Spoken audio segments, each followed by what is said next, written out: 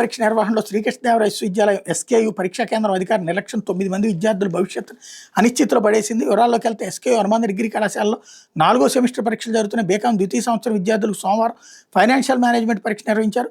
మంగళవారం investment management పరీక్ష రాశారు. మంగళవారం జరిగిన ఇన్వెస్ట్మెంట్ మేనేజ్మెంట్ ప్రశ్నపత్రంపై సబ్జెక్టు పేరు కోడ్ నెంబర్ సరిగ్గానే ఉన్నప్పటికీ లోపల ఉన్న ప్రశ్నలు మాత్రం ముందు రోజు సోమవారం నిర్వహించిన ఫైనాన్షియల్ మేనేజ్మెంట్ ప్రశ్నపత్రంలోనివి వచ్చాయి.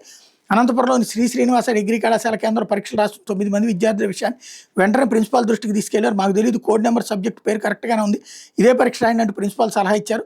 సరే ఈ పరీక్ష నిన్నటి రోజే రాసామని విద్యార్థులు చెప్పినా వినకుండా వాళ్ళని దబాయిస్తూ బుద్ధి ఉందా లేదా, మాకు ఇచ్చిన పేపర్ ఇదే రాయాలి, వేరే మాట మాట్లాడకూడదు, ఇష్టమైతే రాయండి లేదంటే వెళ్ళిపోయినట్టు ప్రిన్సిపాల్ ఆగ్రహం వ్యక్తం చేశారు. విద్యార్థులు చేసేది లేక సంబంధం లేని పరీక్ష రాస్తున్నామని తెలుసు కూడా అలాగే రాసి వచ్చారు. వాస్తవానికి ఉదయం 9 గంటలకు పరీక్ష ప్రారంభమైన కొద్దిసేపటిగా పొరపాటును గుర్తించిన ఎస్కే యూనివర్సిటీ పరీక్షా విభాగం అధికారులు సరైన ప్రశ్నపత్రం 9:20 గంటలకు అన్ని కేంద్రాలకు ఈమెయిల్ ద్వారా పంపినట్టు సమాచారం. జిల్లాలోని అనేక కేంద్రాలు అన్నీ స్పందించి కొత్త ప్రశ్నపత్రాలను జిరాక్స్ తీసి విద్యార్థులకు అందించాయి.